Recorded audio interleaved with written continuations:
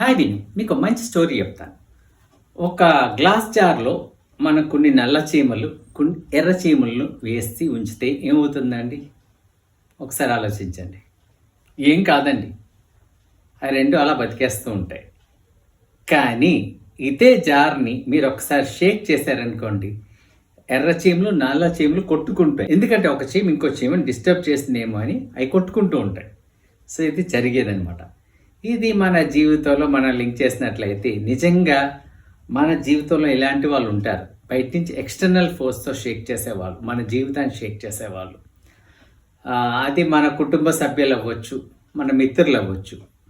మన సంతోషంగా ఇతరులతో కలిసి ఉన్నప్పుడు ఏం చేస్తారంటే బయట నుంచి ఉండే ఫోర్సెస్ ఏం చేస్తే షేక్ చేస్తుంది జార్ని. ఏంటంటే ఒక డిస్టర్బెన్స్, ఒక క్లాష్, లేకపోతే విరోధం, వైర్యం ఇలాంటివన్నీ వస్తాయన్నమాట. సో ఇది మన జీవితంలో చాలా సందర్భాలు చూస్తాం.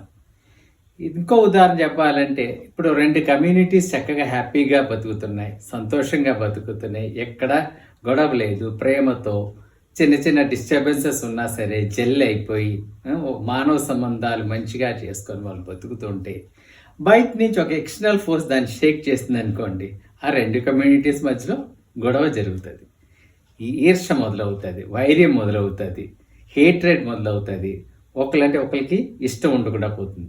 నిజం ఆలోచించినట్లయితే వాస్తవంగా ఈ కమ్యూనిటీస్ మధ్యన గొడవ జరిగింది ఎవరి కారణం చేత? వీళ్ళిద్దరి మధ్యలో ఉండే ఇండిఫరెన్సెస్ కాదు, రెడ్ అండ్ బ్లాక్ చీమల్లో లాగా ఇండిఫరెన్స్ కాదు. ఎందుకంటే ఒక ఎక్స్టర్నల్ ఫోర్స్ దాన్ని షేక్ చేయడం వల్ల. సో ఇలాంటి ఎక్స్టర్నల్ ఫోర్సెస్ మన జీవితంలో కూడా చాలా చూస్తూ ఉంటాం.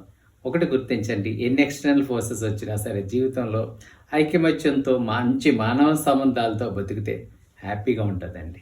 సో ఇలా జార్ షేక్ చేసే వాళ్ళకి మెసేజ్ ఏంటంటే దయచేసి జార్ షేక్ చేయకండి. Let them be safe. మీరు ఏం చేయకపోయినా పర్లేదు, ఆ జార్ అక్కడ ఉంచండి.